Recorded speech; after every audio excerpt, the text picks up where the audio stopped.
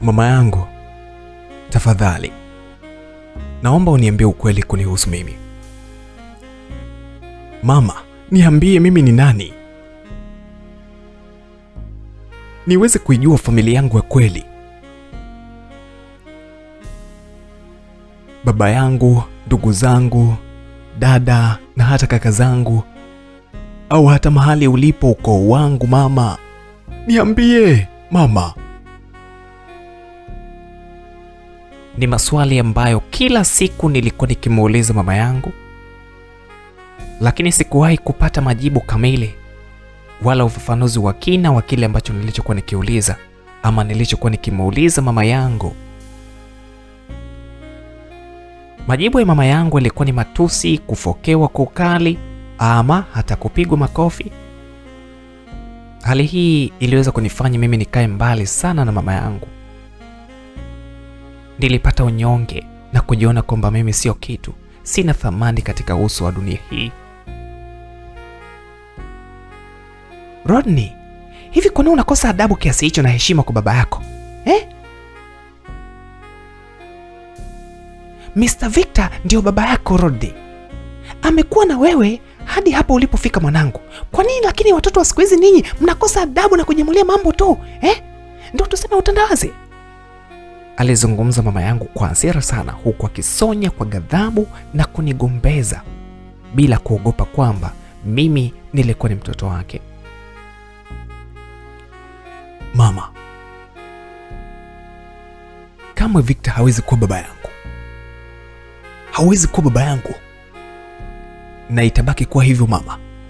Nilijikuta nikijibizana na mama yangu, lakini niliisha kupigwa kofi la uso na kutafuta usingizi ulipo ili niweze kulala. Hayo ndio yalikuwa maisha yangu ya kila siku pindi tu nilipojaribu kuuliza kuhusiana na baba yangu halisi kwamba ni nani. Msikilizaji, mimi naitwa Rodney. Ninaishi na mama yangu pamoja na baba yangu wa kambo au baba mlezi tangu nijitambue, na nilihisi na kufikiria kuwa mzee huyu ni baba yangu katika malezi yangu ya utotoni. Yaani nilihisi hivyo kwamba ni babangu mlezi. Lakini kadiri nilivyozidi kukua na kuongezeka kiumri, nilianza kugundua na kutambua kweli tabia za ukali uliopitiliza, kupigwa na kutengwa bila sababu. Wakati mwingine mzee huyu alidiriki kuninyima chakula pindi mama yangu alipokuwa hayuko nyumbani. We mtoto wa kiume bwana, usiendekeze kula bwana, Baba huyu alikuwa akiniambia maneno kama hayo, lakini niliwaza kwamba mbona bado ni madogo sana. Wakati mwingine mimi nilipokuwa nimetoka shuleni, njaa ilikuwa inaniuma sana, lakini mzee anakuambia kwamba ni kazi sijui nini na nini, kisa mimi ni mtoto wa kiume, jambo ambalo lilikuwa linaniumiza sana. Muda mwingine tunaambiwa kwamba tuweze kurudi katika yale masomo ya jioni shuleni. Nilikuwa nadiriki kuweza kurudi na njaa, na ile hali iliweza kuniathiri sana kisaikolojia na hata kupunguza ile ari ya kusoma katika taaluma yangu, na nilianza kutengeneza mazingira ya chuki dhidi ya baba yangu au dhidi yake. Kosa dogo utapigwa na kufungiwa mlango, yani kitu kidogo ni kutandikwa kwenda mbele. Ama muda mwingine adhabu ambayo nilikuwa napewa ni kulala nje katika baridi kali. Lakini hakujali, na hata mama yangu hakuthubutu kunitetea wala kunena jambo lolote juu yangu mimi. Mama yangu aliendelea kubaki kimya tu akisikitika tu. Mzee huyu alikuwa ni mkatili sana. Bora hata angekuwa mwanajeshi, lakini ameishia kuwa fundi tu wa kutengeneza magari garage. Usiku mmoja niliwasikia wakigombana sana na mama. Ulikuwa ni usiku wa manane, msikilizaji. Mimi siwezi Debora, nimechoka. Uzalendo umeshanishinda. Kulea damu ambayo sio ya kwangu, nimechoka Debora. Naomba unisamehe tu kwa hili. Mimi naona kabisa kwamba Rodney ni mzigo kwangu. Maneno haya mzee Victor nilipoyasikia kwa mara ya kwanza kwamba mimi ni mzigo kwake, niliumia sana. Niliwaza namna nilivyokuwa namchukulia mzee huyu kama baba yangu tangu nikiwa mtoto mdogo. Licha unyama na ukatili wote ambao alikuwa ananifanyia mimi, Lakini usiku ule nilisikia waziwazi kwa masikio yangu mimi mwenyewe akitamka kwa kinywa chake kuwa mimi sio damu yake na nimekuwa ni mzigo kwake. Na wakati huu tayari nilikuwa najitambua kabisa. Nilikuwa kijana mkubwa tayari ambaye nilishajua mema na mabaya. Maneno yale yaliweza kuniumiza sana. Lakini ndio ulikuwa mwanzo wa mimi kuwa na kiburi na ujasiri wa kumuuliza mama yangu kuhusu baba yangu mzazi wa kweli yuko wapi, na kufahamu ukweli kuhusu mimi. Who am I? Usiku huu niliwaza sana, pengine ndio sababu ya baba yangu huyu ambaye alishindwa kunipeleka chuo baada mimi kuhitimu elimu yangu ya sekondari. Niliwaza sana. Kumbe hakutekeleza haya majukumu kwa sababu nilikuwa mzigo kwake. Tayari nilikuwa naanza kupata majibu kwamba chanzo cha manyanyaso haya yote au katili ambao alikuwa ananifanyia ulikuwa na sababu maalum. Kwa sababu mimi sikuwa mtoto wake wa kumzaa, kwa sababu mimi nilikuwa ni mzigo kwake. Msikilizaji, siku zilisonga, maisha yaliendelea, japo maoni mwangu mimi nilikuwa na jambo ambalo liliweza kuninyima raha sana. Liliweza kunitatiza sana. Nilikuwa nina shauku nijue, nifahamu mimi ni nani baba yangu halisi, au hata kama amefariki basi nijue tu ndugu zake tu, niweze kulifahamu hata kaburi lake. Nilitamani kulijua hili ili niwe na amani angalau. Siku zote niliishi na hofu ya shauku kubwa sana, kutaka kujua jambo fulani ambalo ni kama fumbo katika maisha yangu mimi. Tazama, nimebaki mkiwa mimi. Mimi na familia yangu tunaishi maisha ya kawaida sana. Mama yangu anafanya kazi kwenye kiwanda cha uzalishaji wa mikate, na baba yangu huyu mzee Victor, yeye ni fundi magari huko garage kama nilivyokuambia. Mzee huyu aliweza kunilea kwenye mazingira ya unyanyasaji sana. Lakini kwenye masuala ya kazi alikuwa serious kidogo. Mzee huyu aliweza kunichukua mara kwa mara kuelekea huko garage. Na nilijifunza kutengeneza magari na hata kuendesha pia. Lakini tabia ni ngozi, haibadiliki. Kwa sababu mara tu alipopata kazi ama tenda fulani, mzee huyo aliweza kunishirikisha vizuri. Tunafanya kazi kwa pamoja, na wakati mwingine aliniacha mimi niweze kuifanya hiyo kazi mimi mwenyewe. Baada ya kujiridhisha kwamba nimeiba vizuri kwenye kazi. Lakini ugomvi wetu mkubwa ulikuwa ni kwenye malipo bwana. Mzee huyo alinilipa bukubuku tu, yani ananipa hela kidogo tofauti na ile kazi ambayo nilikuwa nimeifanya naye kwa pamoja. Najua huna matumizi makubwa sana. 2,000 hii hapa itakutosha, utaenda saloni. Unajua unakula kwangu, unalala kwangu, maji, umeme vyote ni kwangu, juu yangu tu. Kwa hiyo siwezi nikakupa hela hapa tugane nusu kwa nusu. Mzee huyo alinifanyia hivi na kuzungumza maneno kama hayo bila kujali kwamba nimekuwa mvulana mkubwa ambaye sasa nahitaji kujipenda na kujitunza. Kazi nafanya na pesa inapatikana. Lakini mzee alikuwa ananikazia bila huruma yote ile. Yaani hata ile perfume ya shilingi 2,000 tu angalau nikipita kwa chumba nijisikie vizuri, nisinukie girisi jamani, au moshi wa magari. Lakini mzee huyu alikuwa hajali wala kufikiria kuhusu mimi. Kitu ambacho kilianza kunikata moto polepole, hasa pale nilipogundua ukweli. Nilianza kumtoroka taratibu na kuanza kujitafutia kazi ama riziki zangu mimi mwenyewe pale pengine, tena kwa siri sana. Nakumbuka usiku mmoja nikiwa nimelala, niliamshwa na kelele za mungurumo wa gari. Nilihisi pengine ilikuwa ni ndoto, lakini ilikuwa ni kweli kabisa na niliweza kuamka. Kwani chumba changu kilikuwa karibu kabisa na njia ambayo ilikuwa inaingia mtaani kwetu kutokea barabarani au barabara kubwa. Lakini nilishangaa, kwani sio kawaida gari kuwa hapa usiku huu mkubwa kwa namna ile. Niliamka na kuchungulia dirishani. Kweli lilikuwa ni gari lililokuwa limesimama, lakini injini ilikuwa ikiwaka tu bila kuzimwa. Gari lilikuwa karibu sana na dirisha langu. Run, run, run, linaunguruma hapo. Mimi nilitoka chumbani kwangu hadi sebuleni, niliwasha taa. Wakati nikiwa sebuleni, nilisikia kelele zingine tofauti na mlio wa ile gari pale nje. Zilikuwa ni kelele ambazo zinatokea chumbani kwa mama yangu. Nilitamani kusogea nisikilize kwamba ni kitu gani ambacho kilikuwa kinaendelea. Sauti ya mama yangu ilikuwa juu kabisa, huku akilalamika kwa maumivu makali. Nilitamani kusukuma mlango ili nikamsaidie mama yangu, lakini ile nia yangu au akili yangu iliniambia kabisa kwamba mama yangu alikuwa anapigwa na Mr. Victor.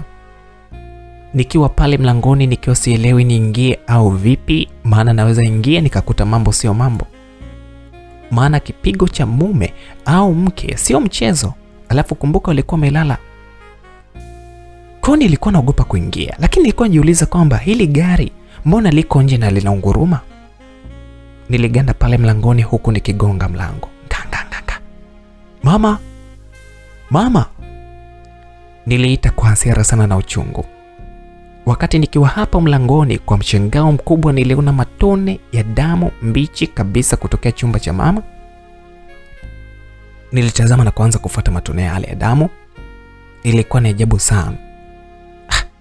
Yale matone yalikuwa yanatokea chumbani hadi mlangoni. Mlango mkubwa wa sebuleni kutokea nje. Nilifika hapo na nikatazama micherezi ile ya damu. Nilishangaa zaidi ya kugundua kumbe hata mlango wenyewe ulikuwa wazi kitambo sana. Taratibu na kwa umakini niliamua kutoka hadi nje ya nyumba yetu, ndipo nilipoliona lile gari nililokuwa nikilisikia mungurumo wake, gari ambalo lilinifanya mimi niweze kuamka pale. Lakini nilipofika nje, gari lile liliweza kuondoka kwa kasi sana kuelekea barabara kuu. Mimi niliweza kurudi haraka ndani kufunga ule mlango, kisha nikarudi pale mlangoni ambapo kelele zilikuwa zikiendelea. Safari hii nilisikia mzee Victor akizungumza. Wape mtoto wao Debora, wape waende zao tafadhali. Hivi unajua unavyojisikia wewe? Mimi ni mwanaume hapa. Kila siku wanakuja hapa na magari. Yaani kama kunitambia mimi au vipi? Nijibu Debora, nijibu. Kama unataka amani ndani ya hii nyumba, wape mtoto wao. Utamficha hapa mpaka lini? Sinakwambia naongea na wewe. Wape mtoto wao, utamficha mpaka lini? Sikiliza Victor. Rodney ni mtoto wangu. Ni damu yangu kabisa. Rodney ni mtoto wa hii familia. Siwezi Victor kuwa mbali na kijana wangu. Mama yangu aliongea kwa uchungu sana huku akilia.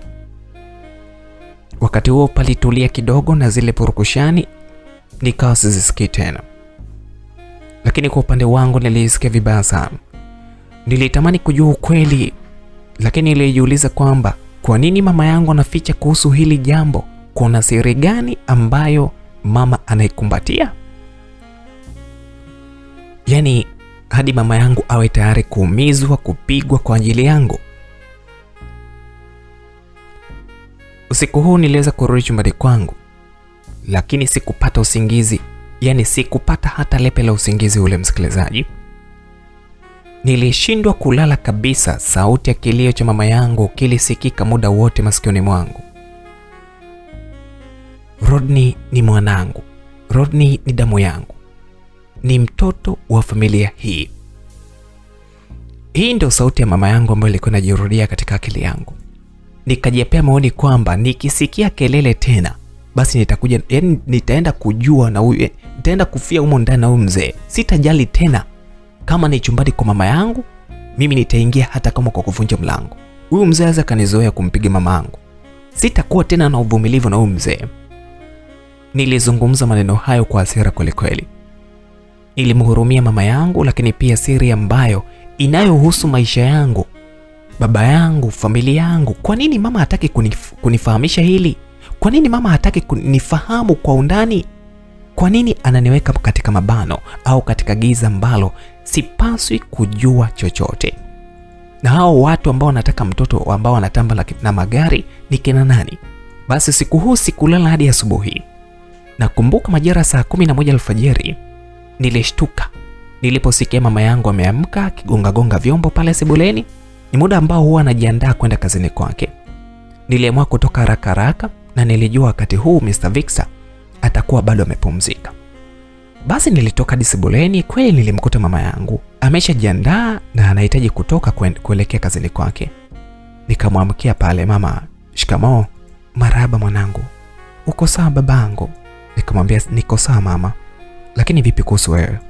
Muda huo nilishika mikono ya mama yangu Yaani sikutaka mambo kuwa mengi. Nilitoka naye hadi nje ya nyumba. Kwanza nilimtazama mama yangu kwa makini sana usoni mwake, japo ilikuwa ni asubuhi sana, lakini nilimwona mama yangu vyema kabisa.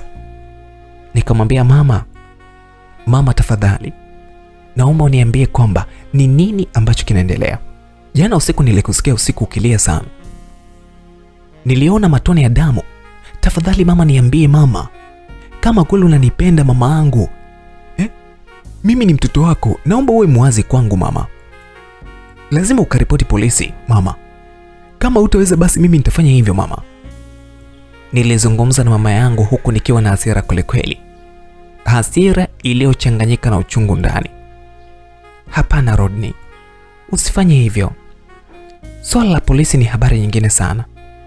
Kumbuka hii ni familia. Tumeshalimaliza na baba yako. Tunaelewana tayari. Tumeshaelewana. Unajua mama alipozungumza vile, nikahisi mama kama mama ananitania eti. Nikamwambia, mama, una uhakika kwamba haitajirudia? Na kuahidi mwanangu, hutakaa tena usikie mambo kama hayo, hasa masuala ya ugomvi. Sawa mama, mimi nimeelewa. Lakini mama, leo hamna mahali utaenda bila kuniweka wazi, kwa sababu jana mimi mama nilijisikia vibaya sana. Yaani nilisikia kila kitu mama. Unafikiri hata kama ni wewe mama ungejisikiaje? Niliona gari pia, na hisi pia ndio chanzo cha haya yote. Mama, naomba uniambie kwamba baba yangu ni nani? Ni kweli mwanangu uko sahihi. Mama yangu alianza kuzungumza kwa sauti ya chini sana. Taratibu alisogea mlangoni na kubana mlango vizuri. Mama yangu akaanza kuniambia kwamba Victor sio baba yako mzazi. Ni hadithi ndefu sana Rodney, ambayo napaswa kukuambia. Nisamehe sana kwa kutokukwambia mapema. Wewe ni mkubwa sasa na ni haki yako kufahamu ukweli wa maisha yako. Baba yako mzazi ni...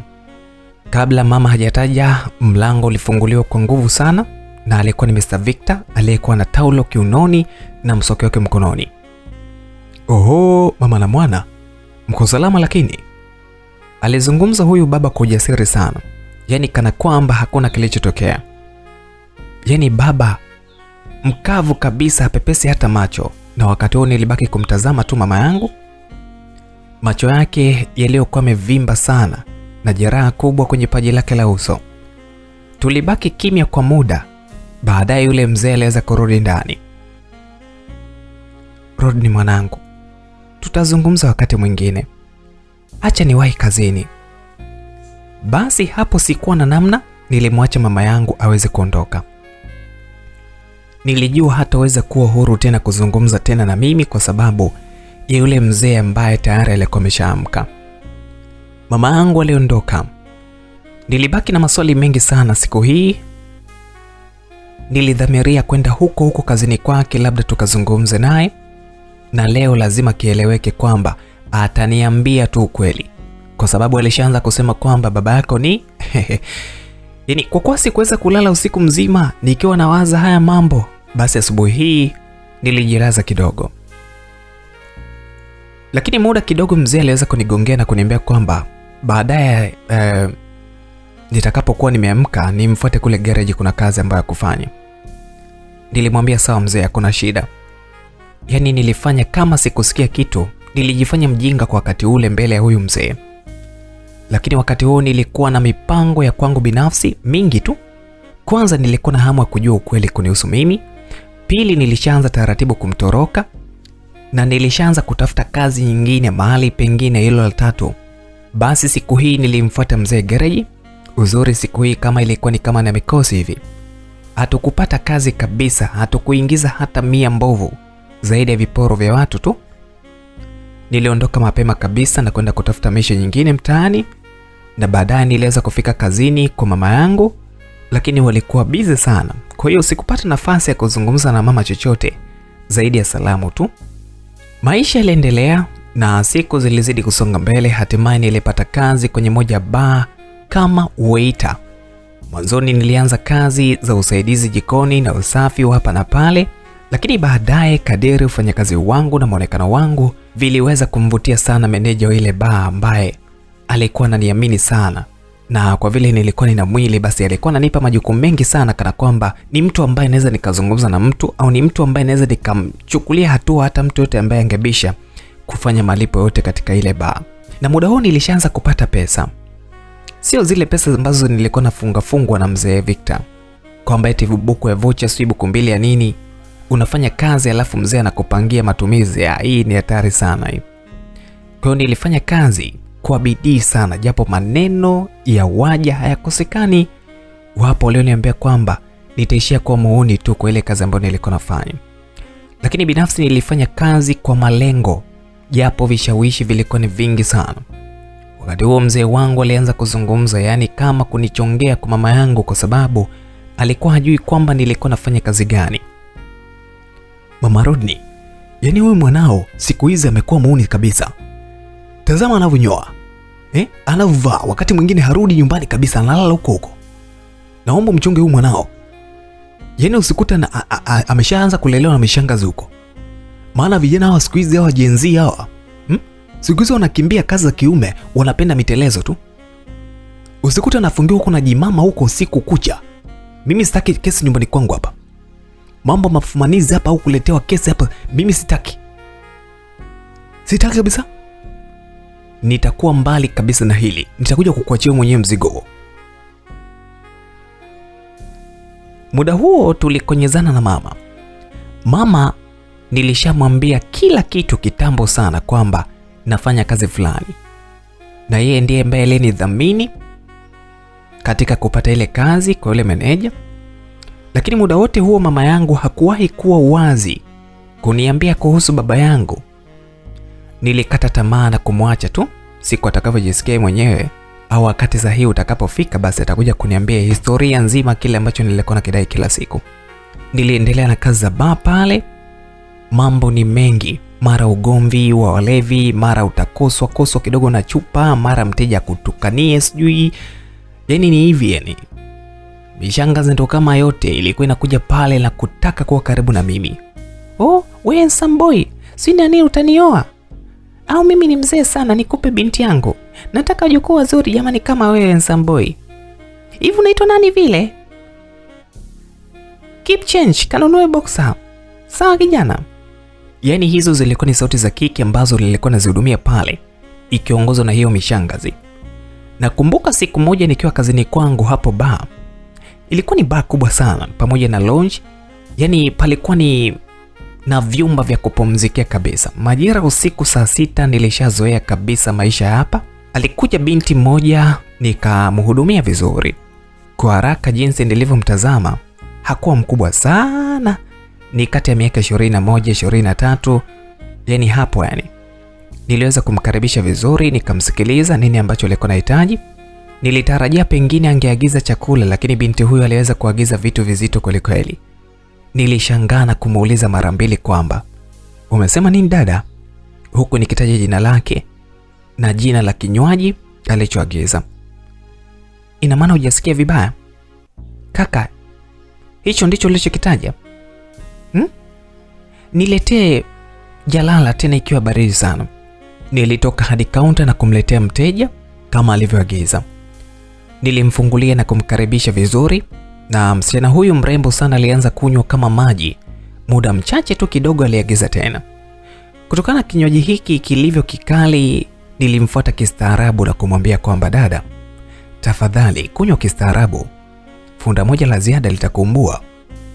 Wewe hela unatoa wewe au?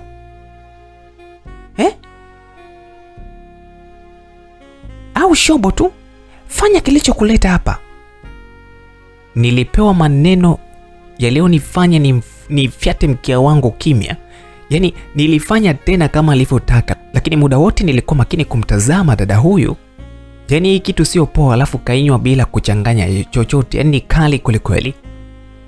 Muda ulivyozidi kusogea sana, zile katika zile dakika na ile spidi ya yule binti ilianza kupungua kunywa taratibu. Hapo sasa nikaendelea na huduma kwa wateja wengine, lakini alipopita masaa kadhaa, kama masaa mawili baadaye, yule binti alikata moto kabisa pale pale. Nilishangaa kuona watu wakizunguka meza yake, ndipo nikakumbuka yamkini ni yule binti ambaye alikuwa anakunywa kwa pupa kwamba ameshazidiwa. Niliwahi haraka sana hadi pale.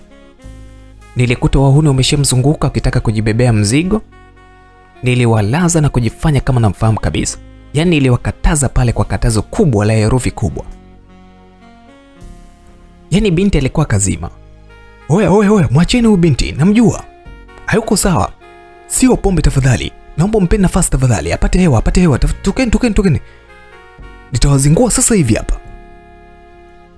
Kwanza kabisa nilifanikiwa kuwatoa wale wahuni.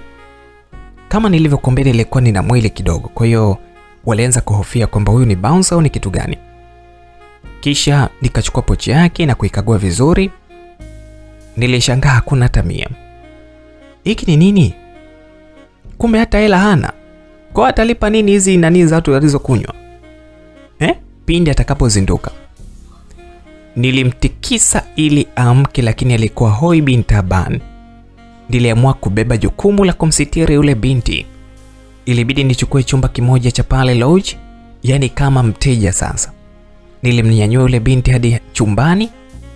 Sasa wafanyakazi wenzangu acha wanitibue yani. Mwenzetu Rodi, leo umeilewesha kazi, alafu ndo ukaichape. Yaani hawa jinga. Yaani hata hawajui kinachoendelea. Wanaanza ujinga tu kwamba mimi namsaidia dada wa watu. Wao wanaanza kwamba mimi nimechukua kazi, sio nataka nikaichape. Basi nilimuingiza huyo binti ndani ya moja ya vyumba, kisha nikawasikia wanazungumza au wanahadithiana kila kitu ambacho kilichotokea. Jambo jema Rodney, kumsitiri mteja wetu vizuri, lakini hakikisha unasimamia kila kitu. Utamwandalia atakapoamka. Yaani umwangalie kabisa, hakikisha analipia kila kitu ndipo aweze kuondoka. Hatuwezi tukapata hasara kiasi hichi, maana wengi wao wanafanyaga hivyo. La sivyo hatutakuelewa kijana. Aliongea mmoja ya viongozi wa pale ambaye nilimwambia kuhusiana na kile ambacho kilikuwa kinaendelea pale. Binti huyu alilala usiku wote hapa lodge hadi asubuhi, ndipo alipozinduka na kushangaza. Kwanza usiku huo ilibidi niwe mlinzi wa kwake muda wote niliingia kumtazama. Kiukweli niwe muwazi tu, nilipoona pochi yake na kukagua vitambulisho vyake, ilikuwa ni hatari sana. Yaani usije ukuta unahudumia mtu kumbe ni jini. Maana jinsi alivyo mtoto mashallah mzuri kama yule. Lakini kilichoniumiza kitu zaidi ni kwamba ndani ya pochi yake yani hakuwa hata hana hata senti, hana hata 100. Na simu yake ilikuwa imezima. Basi nikawa mpole tu pale hadi palipopambazuka. Ndipo alipoamka na kunikuta nikiwa pembeni yake. Mimi nilishamaliza zamu na sikuweza kurudi nyumbani kwa sababu yake. Kumbuka hata kiongozi yule aliniambia kwamba niweze kulisimamia lile. Binti huyo alishtuka aliponiona na kuanza kuuliza, "Wewe ni nani? Na hapa ni wapi?" "Mimi ni mhudumu hapa. Ulikuja usiku wa jana nikakuhudumia. Kwani unikumbuki dada?" "Sura sio ngeni. Lakini kwa nini niko hapa chumbani?" Alinyanyuka haraka pale kitandani yule dada. "Kaka, niambie ukweli. Hamna kilichotokea usiku mimi na wewe? Yaani hukunifanya chochote?" Dada alionekana kufadhaika sana. Ananiambia kwamba nilifikaje ba? Kwa nini nilikunywa pombe? Yaani msichana huyo alizidi kuniuliza maswali, akionekana kuvuruga kweli. Mimi nilimtuliza na kumwambia kwamba uko sehemu salama kabisa dada. Hakuna kibaya chochote ambacho kimetokea. Nenda ukaoge kwanza, upate nguvu ya mwili, kisha uje tumalizane. Unajua nimekesha hapa kwa ajili yako. Basi huyu binti aliingia bafuni muda kidogo na alitoka. Nikampigia hesabu zote kuanzia pesa, pombe mpaka malazi pale aliyopata.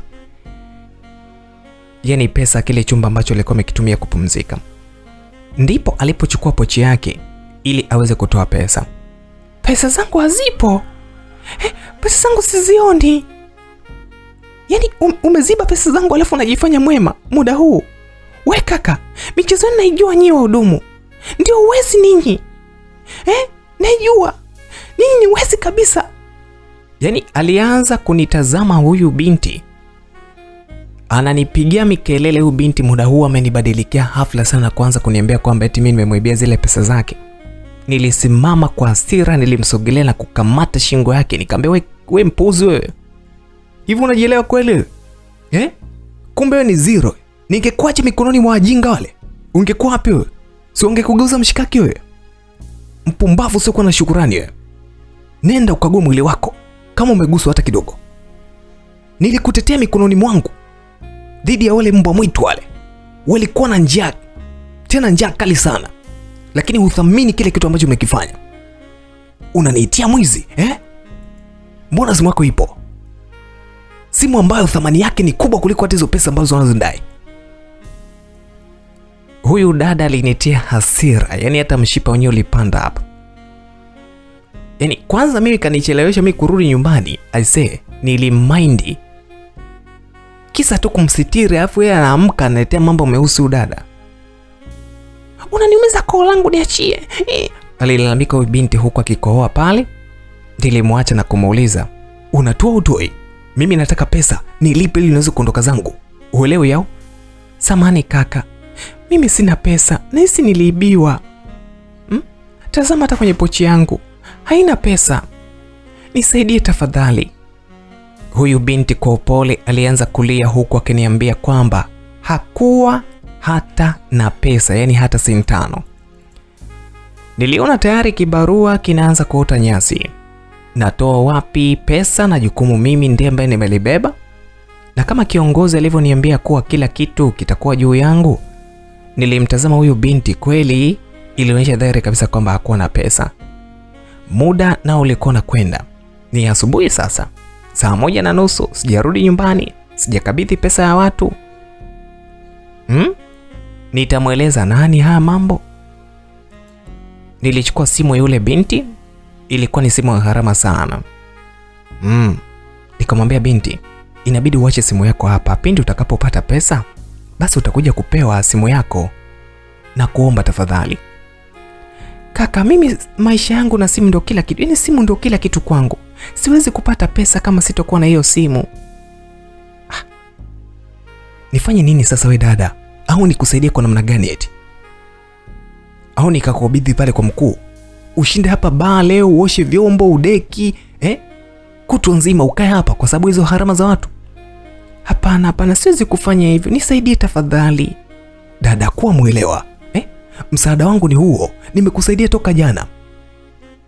Hebu acha simu, nitoe pesa zangu kama bondi, nilipe counter, au baki hapa na simu yako ukadeki vyoo na kufanya shughuli zote za hapa. Nilimaliza kumpa mikakati huyu binti kwa sababu tayari nilikuwa najaribu kunawa mikono yangu kuepuka kile kikombe. Nikageuka pembeni maana niliona anataka kunizoea huyu binti. Yule binti alichanga karata yake na kuishia kunikabidhi simu yake. Kaka, mimi nitakuja baadaye kukuletea pesa. Naomba simu yangu uitunze tafadhali. Naomba uiweke chaji, usiiwashe tafadhali. Alimaliza huyu binti na kuondoka zake. Nilibaki nikimtazama akiwa haelewi hata aende wapi. Moja haikai, mbili haisimami. Nilibaki na muangalia tu nione ni wapi ambapo alikuwa anaelekea. Baada kama dakika 5 hivi nilimwona akinifuata taratibu huku ameinamia chini. Hapo nilihisi kabisa kwamba kuna tatizo zaidi. Hakuwa na pesa huyu binti, hata nauli ya kumrudisha kwao sijui kwake. Yaani mimi sijui alikuwa ametokea wapi. Hakuwa nayo. Niliona pochi yake tu mimi usiku ule. Nilitulia huku nikianza kumpigia hesabu zingine za mbali sana. Nikaanza kuona kama mtoto na muelewa vile. Nikajiongeza mtoto wa kiume, nikaingia mfukoni, nikatoa pesa kidogo. Na kabla hajanifikia nilianza kupiga hatua kumfuata. Nilipomfikia nilimshika mkono yake na kumpatia pesa. Sikutaka kuzungumza naye. Nikageuka na kuanza kurudi kule baa. Huyu dada alibaki meganda, macho yake yalikuwa ni mazuri sana, yakiwa na unyevu wa machozi kwa mbali, na mimi sikutaka aongee chochote kile. nilimpungia mkono ishara ya kumwaga. Hii ni sehemu ya kwanza ya simulizi hii. Ni kukaribisha katika mikono miwili kuendelea kurahani hii simulizi kwa kusubscribe, kubonyeza alama ya kengele na kucomment kwa wingi. Lakini kubwa zaidi ni kutoskip matangazo ambayo yanajitokeza katika hii simulizi. Basi baada ya kuagana huyu binti ambaye hata jina lake sikuwa nalifahamu bado, niliweza kurudi counter. Ilibidi nitoe pesa yangu niweze kulipa harama za yule binti, kwa sababu sikuwa na namna. Ningefanya nini ikiwa mimi ndio nilikuwa mdhamini, ikiwa mimi ndio nilikuwa kiherehere? Wakati huo nilikuwa nina uhakika kwamba kama akizingua huyu binti, basi si nitaiuza ile simu ambayo ameweka bondi kurudishia harama yangu ya pesa. Kwanza nifike nyumbani, ni chaji na kuwasha simu, kama ni simu nzima au kweli ni mbuzi, kuuziwa mbuzi kwenye gunia, basi nijue. Japo alisema kwamba usiwashe hiyo simu. Baada ya kila kitu niliweza kurudi nyumbani. Ilikuwa ni asubuhi, hapakuwa na mtu, yani baba wala mama. Kila mmoja alikuwa ameenda kwenye mzunguko yake. Uzuri siku hii sikuwa na zamu kazini, kwa hiyo ilikuwa ni siku yangu ya mapumziko kabisa. Lakini kabla sijalala, niliweka ile simu chaji. Kweli niliweka na ilikuwa ikipeleka moto vizuri tu kabisa kwenye kioo. Niliwasha ile simu, japo niliambiwa nisiwashe, lakini niliwasha kujiridhisha kwamba ni simu nzima au vipi. Maana sio nikapata usingizi pale nikalala, afu kumbe simu bovu. Mbele ya kioo, baada ya kuiwasha ile simu, ilionekana picha huyu dada akiwa kwenye pozi nzuri sana, yani huku akitabasamu. Mtoto ni mzuri huyu nyie. Yani alikuwa ni mrembo haswa, kama ameshushwa kutoka mbinguni. Ingawa alitumia filter kidogo, lakini uzuri wake ulijieleza kama uzuri wa Anna Akinyi. Nilizima ile simu kwa sababu niliambiwa nisiwashe, japo nilichungulia kiduchu. Niwe na uhakika bwana. Sio nakaa na simu tambo, kumbe simu kopo. Nilipumzika kwa muda na sikuwa na wasiwasi ikiwa kama huyu binti atakuja kuchukua simu yake. Kama atakuja kuchukua simu yake, nitapewa taarifa, nitampelekea. Na uzuri ni kwamba niliwajuza wale ambao walikuwa kwa zamu ya mchana kwamba kama akija binti akileta pesa fulani, mniambie, mnishtue kwa message au mnipigie kwamba huyu binti kaja kuniulizia, wanijulishe. Asubuhi ile ilipita, mchana ulipita, na hata jioni ilipita. Sikuona simu wala taarifa yoyote kutoka kazini kama kuna mtu alikuja kuniulizia. Mimi niliamua kuendelea mishe zangu tu nyingine, nikivuta muda angalau majira usiku niende tu pale, pengine atakuja yule binti. Basi majira usiku nilijiandaa kutoka. Wakati huo mama yangu alisharudi nyumbani, lakini Mr. Victor yeye alikuwa bado hajarudi. Kuna wakati bwana huyu mzee na mimi tulikuwa tuonani kabisa kutokana na ratiba zetu zilikuwa zinapishana sana. Kwangu ilikuwa ni heri sana. Mama yangu siku aliniuliza kwamba Rodney, unaenda wapi wewe wakati ni usiku? Najua leo hauingii kazini. Mama yangu aliweza kuniuliza na alijua kabisa ratiba zangu. Kaambia mama, kuna mtu naenda kuonana naye, ni mtu muhimu sana. Mwanangu, mbona umependeza sana leo? Au ni mkwe wangu? Mama, hapana, ni rafiki yangu tu. Aya baba, uwahi kurudi jamani, mimi sipendi kelele na baba yako, si unajua tena alivyo. Mama bwana, hapo kwenye baba yako bwana, nilianza kuwaza hayo maneno. Baba yako tena? Mimi sikutaka hata kumjibu. Yaani mama anafosigi tu nimwite baba wa kambo babangu. Niliamua kuondoka zangu haraka, huku nikiwa nawaza mawazo yangu mengi sana kichwani mwangu. Hivi nitaishi hivi hadi lini? Mama hataki kuniweka wazi kuhusu baba yangu mzazi. Alafu hapa nyumbani napangiwa tu ratiba za kuulizwa tu kama mvulana mdogo, yani kama vile katoto ka darasa la 7. Hapana bwana, mimi ni mtu mzima. Lazima niondoke nyumbani. Muda wa mimi kuendelea kuishi kwa mama, kuendelea kunyolea ndevu kwa mama yangu umeisha. Nilijiambia mwenyewe, kwani sikuona ni kitu kizuri mimi kuendelea kukaa nyumbani kuulizwa na mama, si unarudi saa ngapi kesho. Yaani nitaanza maisha yangu hivi karibuni pindi nitakapokamilisha kiwango cha pesa ambacho nilikuwa nahitaji. Basi usiku ule niliondoka nyumbani kuelekea kule bar. Lengo na madhumuni ni kwamba kwenda kumsubiria yule binti aje. Nilijua lazima atakuja kuchukua simu yake. Pengine alikuwa mchana, lakini usiku lazima angelikuja ama arudi. Niliamini hivyo katika mawazo yangu. Kwanza pisi kali kama ile inakosaje pesa eti? Yaani inashinda kuwa na midanga mizee. Nilifika pale kazini, lakini leo nilifika kama sio mhudumu, yani ilikuwa kama mteja tu. Tena siku hii nakumbuka nilivaa mavazi ambayo sio rahisi mtu kunifahamu haraka sana. Unajua nilivaa track yangu nyeusi hivi na sweta fulani kubwa lenye kikofia kwa juu, kisha nikapiga miwani fulani hivi.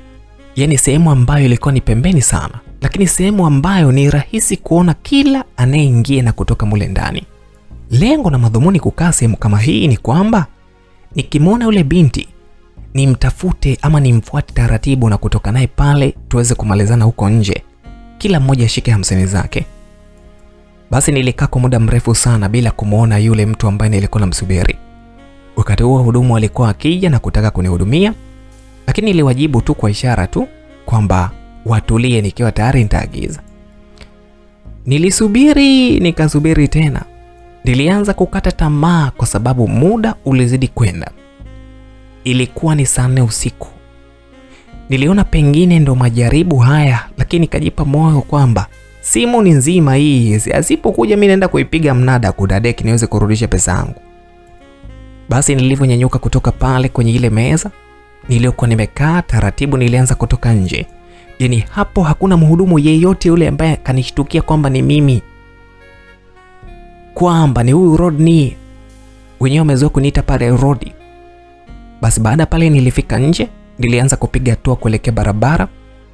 Lakini hafla nilimwona yule binti akivuka barabara upande nilipovuka mimi, yani uelekeo ile bar. Taratibu alianza kutembea kuelekea ndani ya ile bar.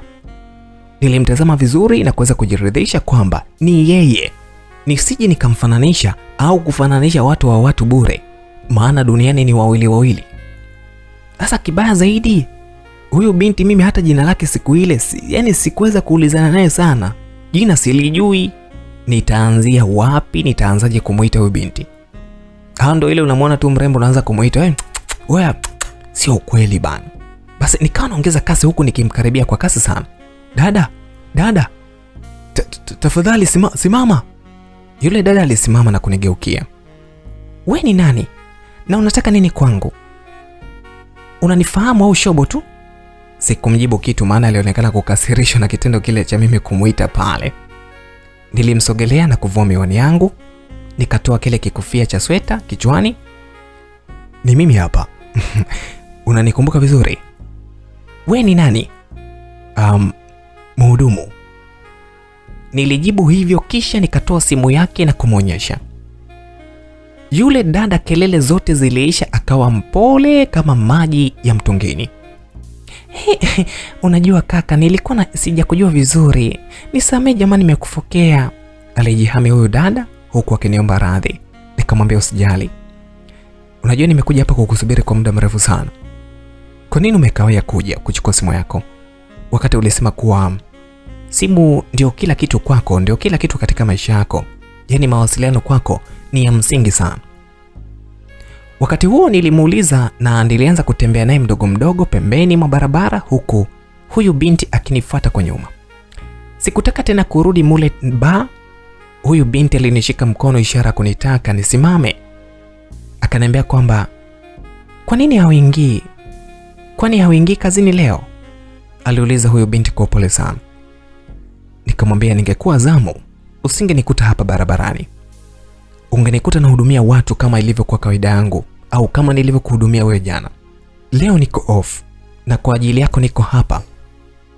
Oh jamani kaka, I'm sorry. Usijali dada. Samahani kwanza, unaitwa nani? Mimi naitwa Valencia. Jina langu ni Valencia. Valencia? Niliuliza kwa mshangao kidogo, maana akili yangu hapo ikasoma Barcelona huko Madrid huko kuna timu inaitwa Valencia huko Spain.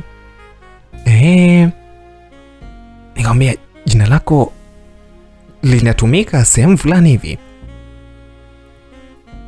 Lakini anyway, hongera, ni jina zuri sana. Ilibidi nipambe pale ili aweze kujisikia vizuri kama nadhihaki jina lake, asisi kama nadhihaki jina lake. Okay, asante. Na unaitwa nani? Naitwa Rodney. Oh wow, hata wewe jina lako ni zuri sana.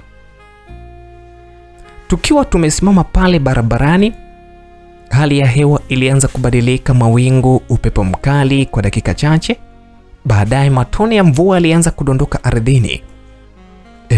Nikaona hapa ushakuwa msala. Mvua hiyo, mvua nayo inaniharibia leo. Nikapiga hesabu zangu nirudi kule kazini au nifanyeje? Wapi, hapana, mimi siwezi. Uzuri maeneo yale mimi yani nilikuwa nimeshazoea. Maeneo ya pale kila chocho, kila kona naijua kudade. Nikamwambia Valencia, tutaloana hapa. Naomba tujistiri kidogo mahali kwanza. Nilitaka nimpe simu yake pale chapo, anipe pesa yangu, kwani lilikuwa ni jambo la sekunde tu. Lakini mimi ni mwanaume bwana. Kwa uzuri na urembo huyu binti, huyu msichana, siweza kuvumilia kumwacha aende bwana. Bila kuzungumza naye hata kidogo. Niweze kuzungumza naye hata kwa herufi kubwa. Huyu mtoto hata niweze kutupia kanyavu hivi kidogo, niweze kuona kwamba samaki watanasa au wanasi. Au nitavua kibua. Sawa, haina shida, alinijibu Valencia. Huyu binti hakuonekana na wasiwasi kabisa. Yaani kila nililosema mimi alikuwa nakubali tu. Basi nilimshika mkono wake vizuri na kuvuka naye barabara. Haraka tulivuka upande wa pili, na wakati huo mvua tayari ilikuwa imeshaanza kunyesha, ilishaanza kukolea, ilikuwa ni kubwa ya uhakika. Full mungurumo na upepo radi. Basi tuliingia kwenye moja ya baa nyingine ambayo ilikuwa ni kando au mkabala na ile barabara. Tuliingia ndani na kuketi kwa sababu yale maeneo yalikuwa ni maeneo ya kibiashara sana. Tukaamua kuketi kwenye moja ya meza. Alifika mhudumu na kuuliza kwamba tulihitaji nini siku ile. Nikamuuliza Valencia, unahitaji nini? Hapana Rodney, mimi niko sawa. Agiza. Hapana, agiza wewe.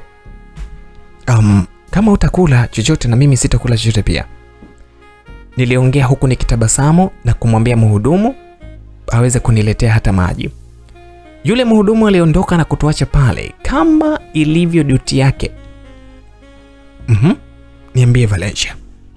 Sina cha kukuambia Rodney, ila nashukuru sana kwa uaminifu wako. Sikutegemea kabisa nitakutana na simu yangu tena. Maana vijana wa siku hizi hawaaminiki sana.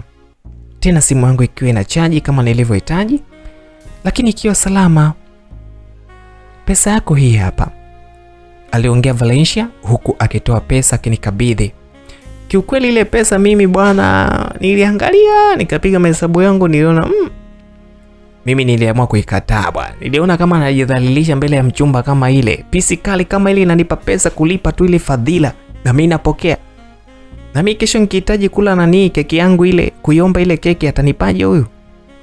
Nikajibaraguza pale nikasema hakuna haja Valencia.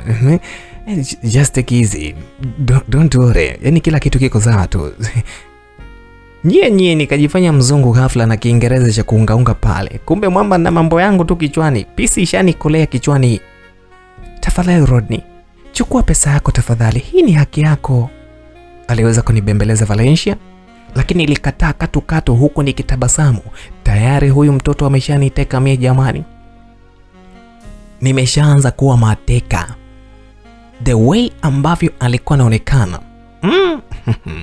Yaani mwanaume yeyote yule rijali lazima angekata kamba kudadeki na kurusha ndoano huko.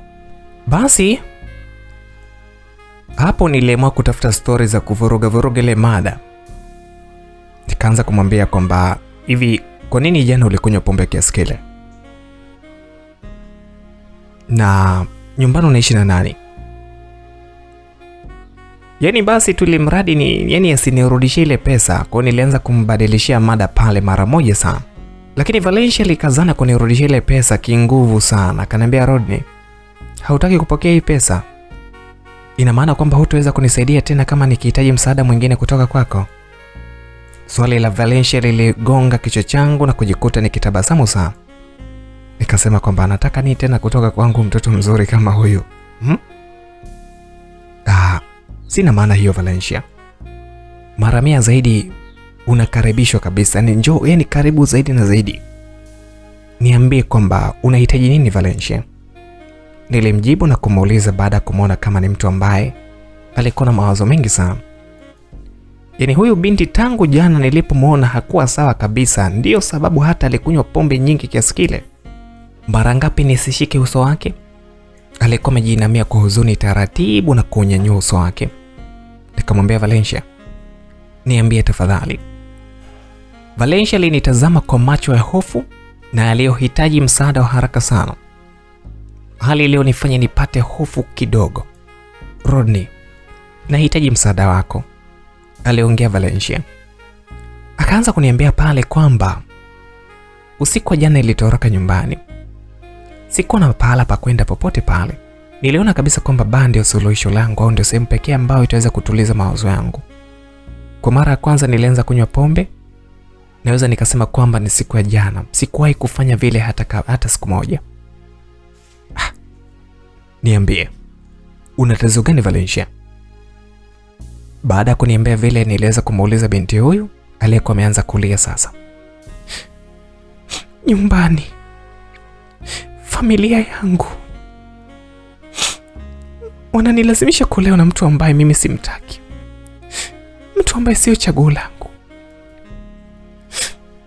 ni chaguo la wazazi. Simpendi ni kwa sababu ya pesa, aliongea Valencia huku akilia machozi huyu binti ambaye tayari nilianza kumhurumia sana. Nikamwambia nyamaza. Niambie tafadhali. Sasa ulikuwa unataka mimi nifanye nini? Niambie tu, naomba uniambie, kuwa huru tafadhali. Nilimwambia huku nikimtuliza huyu binti mzuri sana, binti Valencia. Asubuhi ya leo niliporudi nyumbani, niliulizwa kwamba ni wapi ambapo nilipolala usiku. Nikawaambia kuwa nililala kwa mwanaume ambaye nampenda. Tafadhali Rodney, naomba nisaidie. Naomba unihifadhi kwako kwa muda. Akili yangu ikitulia nitajua ni wapi kwa kwenda, kwa sababu siko tayari kuolewa na mtu ambaye simpendi. Huu ni mtihani sasa. Baada kusikia hayo maneno kutoka kwa huyu binti, kwanza kiherere changu chote mpwang kilikwisha. Nilitamani hata zingefahamiana na huyu binti. Mimi mwenyewe nakaa nyumbani. Mimi mwenyewe nikitoka nyumbani mama ananiuliza unarudi saa ngapi kazini? Nampeleka wapi pisi kali? Mimi bado naishi nyumbani. Bora mimi ningekwata nina geto langu. Na kama nilivyokuwa nawaza kwamba mimi sasa hivi ni mtu mzima, ningepanga walau demu ningempeleka geto, ningemsaidia. Ana matatizo yake binafsi mwenyewe, na chanzo ni nyumbani kwake. Nampeleka wapi nyumbani kwenye vile kuna mzee Victor ule na kisirani kama chote. Yaani angekuwa ni mama Akambo. Ni bahati tu ule mzee ni baba Akambo. Ingekuwa ni mama yule. Sasa hii 9-10 huu msichana mimi jamani nimeanza kuvutiwa naye. Na imekuwa ni kama dodo chini ya mpera. Lakini nitampeleka wapi mimi? Kweli huyu binti anasema kwamba anahitaji msaada, analia. Nilimtazama huyu binti kwa huruma na nilitamani sana kumsaidia. Wakati huo mvua ilikuwa kubwa sana. Uradi na upepo, baridi kali kila kona. Yaani binti huyu alikuwa amevalia kigauni tu kilichoacha mabega yake wazi, maskini. Aliweza kurudi na kipochi chake siku ile. So unajua tena mavazi ya Slay Queen ya tena. Alianza kutetemeka na ubaridi. Yaani hadi ngozi yake inatoka vile vipelepele vya ubaridi. Kwa sasa ilibidi nivue lile sweta langu na kumfunika huyu Valencia. Nilibaki na t-shirt fulani hivi. T-shirt ile kwa nyepesi sana kwa ile baridi, yani kama sikuwa nimevaa kitu, yani lakini mimi niliona fresh tu. Nilipata nguvu kwa sababu tayari mbele yangu kulikuwa na mtoto mzuri kama yule. Na ulifikia muda nilitafakari nini nimjibu huyo binti juu ile swala ambayo amenishirikisha pale. Muda ulikuwa umeenda sana na ile mvua hata ilikuwa haijulikani kwamba itaisha saa ngapi, ni matone tu inapungua kidogo inanyesha tena. Nikaanza kumwambia kwamba Valencia, jambo lako nimelipokea. Nitalifanyia kazi, lakini kwa sasa naomba unipe muda nijue kwamba ni namna gani naweza kukusaidia. Nilitazama saa na muda ulizidi kusonga mbele. Mimi huyo bado sijarudi nyumbani. Niko na huyo mrembo, naona muda ni kawaida tu. Hilo halikuwa tatizo kwangu. Nilishazoea mazongezonge ya nyumbani. Hata ningerudi saa 7 ningesimangwa na mama au baba yule, lakini mwisho siku kesho ni kama kawaida. Lakini muda unavyozidi kuenda, vipi kuhusu huyo binti? Niko naye hapa, mvua bado inanyesha, muda unayoyoma. Na huyu binti anaonekana yani anaonekana kabisa kachoka, anaanza kusinzia, anahitaji kupumzika. Nilitamani kumwacha pale, lakini nafsi yangu iliweza kunisuta. Nilimhurumia kwa kile alichoniambia. Nilitamani ni mchana ukweli kuwa mimi bado naishi kwa mama na baba. Yaani mtoto wa mama. Kwanza hata baba sitaki hata kumhusisha kwenye story zangu kabisa. Baba mwenyewe akambo afu anipendi kabisa, kwa kinywa chake nimemsikia akisema hivi. Nikawaza nimwambie mimi ni mtoto wa mama. Lakini niliona aibu. Yaani kumwambia mchumba kama yule mimi niko nyumbani naendelea kutumwa chumvi na mama, angenishangaa sana. Na utu uzima huu niliokuwa nao. Japo nilikuwa na mipango yangu ya kutoka pale nyumbani hivi karibuni, lakini hao naweza nikamwambia binti mzuri kama yule, demo mzuri kama yule. Nikiwa pale sielewi nini nifanye. Ibilisi wa tamaa alinivamia ghafla. Nilianza kumtamani huyu binti. Nikamwambia kwamba Valencia, nisubiri hapa mara moja, nitakukuta hapa muda sio mrefu. Lengo langu ni kufanya utaratibu wa chumba ili apumzike pale. Ikiwezekana nilale naye usiku ule, alafu ukisha nitajua la kufanya. Sikuwa nawaza tena kuhusu nyumbani wala lawama za ule mzee Victor. Kiu na tamaa ya mapenzi dhidi ya huyo binti iliweza kuniandama sana. Nilihisi moyo wangu kwenda kasi sana kwa shauku ya kuwa na huyu mrembo mzuri sana ambaye niliweza kumtamani sana. Nilifanikiwa kupata chumba, nikalipia kabisa na kukabidhiwa funguo. Niliweza kurudi hadi mahali ambapo nilimwacha ule binti. Moyoni niliwaza kuwa huyu binti kajileta mwenyewe bana. Mbuzi kwa muuza bucha. Ndio huyu hapa sasa. Kazi yangu ni kumchuna tu. Na kula alafu napita kule kushoto. Lakini siwezi kumwacha huyu binti mzuri kama huyu bana. Lazima nipite naye bana. Niweze kutoa mikosi ipi, si mbona nikale afu inaonekana ni ya kishua hii. Kwa sababu hata kwa muonekano ile simu tu ambayo alikuwa anaitumia ilikuwa ni noma. Kwa nilimshika mkono na kuongozana naye hadi katika chumba kile. Baada ya kumkuta pale, jamani, hizi mambo jamani na mazingira yangu ya kazi ni kitu cha kawaida sana. Wenzangu na marafiki zangu ndio ilikuwa tabia yao mara nyingi sana, lakini kwangu ilikuwa ni mara yangu kwanza. Nikajisemea moyoni mwangu kwamba leo acha iwe ni leo bwana, atakayesema kesho ni mwongo. Lakini itakuwa ni mwanzo na mwisho, kwa sababu huyu binti mimi nimevutiwa naye sana. Sio kwamba mimi na tabia kama hizo bana. Basi tulifika ndani, stories hapa na pale. Yaani binti yeye ndio nikaanza kuogopa. Mbona mwepesi hivi? Asije kuwa na kitu kitumboni mwake kijusi huyu. Alafu akanimwagia mimi hivi. Sasa kama binti kama anakataa kwamba mimi sitaki usinishike, yaani kwamba chochote tuende tu. Nikamuuliza kwamba Valencia, are you okay? Niko sawa Rodney. Mbona usemi chochote ama kukataa? Kwani hiki ambacho nataka kufanya ni kizuri? Ilibidi nimuulize bwana. Mimi nilikuwa ni mshamba mambo. Ikabidi nimuulize Valencia, maana akatulia tuli kama maji ya mtungine, ananitazama tunavyohangaika mwenyewe. Rodney, hakuna mwanamke ambaye anaweza kukataa huduma kutoka kwa mwanaume mzuri kama wewe. Mimi tena kusikia hivyo, nilivunja ukimya na kumaliza kazi kabisa. Msichana huyu mrembo jamani, alikuwa akilia tu kwa jinsi ambavyo nilikuwa nakula chakula chake. Na huyu binti hakuwa mzembe, alikuwa ni mkorofi kule kweli. Basi ni mwendo wa fimbo tu. Tulimaliza lile zoezi na akili yangu ikarudi sasa. Nilimtazama Valencia aliyekuwa kajazia pembeni, huku kajilaza pembeni yangu. Niliweza kumhurumia sana huyo binti mrembo.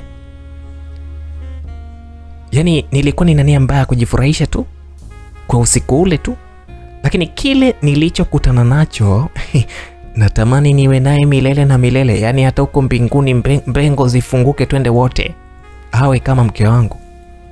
Lakini nitafanya nini kwa sasa? Nitampeleka wapi? Nyumbani kwetu ni Maseke, siwezi kueleweka mimi kule. Ingawa yeye aliomba msaada kutoka kwangu, na hiki kilichotokea ni kama ajali tu, lakini binafsi yangu mimi nimevutiwa naye sana. Yaani nimempenda bana. Mtoto mzuri, safi, yani hana kijasho chembamba. Kwa niliamka na kukaa naye pale pembeni kitandani, nikisubiri aamke nimwambie kuwa nimempenda kweli na nitakuwa wazi kwake kumwambia kila kitu kuhusu maisha yangu. Kama atakuwa radhi basi nivumilie tu kwa muda ili niweze kuweka mambo sawa na tuweze kuanzisha familia. Yaani niko mbele kabisa mawazo, nawaza kuhusu familia. Basi siku hii nilisubiri aamke. Baada ya kusubiri aamke, kweli baada ya muda aliamka na nilimwambia kila kitu kwa namna ambavyo nilikuwa najisikia. Akaniambia kwamba Rodney, mimi nilikupenda tangu siku ya kwanza nilivyokuona. In short ni kwamba nilivutiwa na wewe sana. Jibu langu ni ndio, kwamba nimekubali Rodney. Maneno ya Valencia yalinifanya nitabasamu na kumkumbatia kwa nguvu sana. Kwa mara ya kwanza maishani mwangu nilianza kuwa na hisia kama mwanamume kamili. Sasa nilijihisi utulivu na utofauti mkubwa sana. Ingawa huyu binti bado simfahamu, lakini nilijikuta na muamini sana. Lakini Valencia, ukweli ni kwamba mimi bado naishi nyumbani. Na hivi karibuni nilikuwa nina mpango wa kuanza maisha yangu nyumbani. Yaani nitoke pale nyumbani. Nilimwambia Valencia huku nikitarajia jibu ambalo pengine lingenivunja moyo, maana watabiriki au maslahi queen hao. Anaweza akakujibu shiti mpaka akakutoa kwenye reli. Mara kumbe ni mtoto wa mama, sasa utanitunzaje, utanipelekaje saloni? Wakati huo hajui historia kamili ya maisha yangu. Lakini jambo la ajabu kwa huyu binti, aliweza kuniambia kwamba Rodney, ulipo nitakuwepo. Nitakuwa na wewe mahali popote pale, bila kujali hali yoyote ile ya kimaisha. Msikilizaji, ghafla moyo wangu au mioyo yetu iliungana kana kwamba tulifahamiana miaka mingi iliyopita. Nilikuwa nina furaha na amani ya ajabu sana. Msikilizaji, hii ni sehemu ya kwanza. Kama nilivyokuambia, tulia papo hapo. Salia na mimi uendelee kusikiliza hii simulizi nzuri kabisa ambayo inamhusu kijana Rodney. Yuko na binti Valencia sasa. Madamu mrembo kweli kweli. Kijana kaokota embe chini ya mpera. Lakini vipi kuhusu maisha ya Rodney na familia yake, watampokea na huyo mwanamke wa hafla kiasi kile? Na vipi kuhusu safari ya kumtafuta baba yake, au ndo imeishia hapo? Je, huyu Valencia ni nani? Familia yake iko wapi? Je, kwa nini hahitaji kuolewa na huyo mtu ambaye analazimishwa? Huyo mtu ni wa aina gani? Yote haya tutapata katika sehemu ya pili ambayo nitakuwekea hapa muda sio mrefu. Kumbuka tuko na simulizi ya binti Anna, The Last Fight. Tunakwenda sambamba kabisa na hii simulizi ambayo inamhusu kijana Rodney. Yuko na Valencia. Karibu katika sehemu ya pili kwa kusubscribe, kulike na kucomment kwa wingi. Ni cheki kupitia WhatsApp namba 0657203146.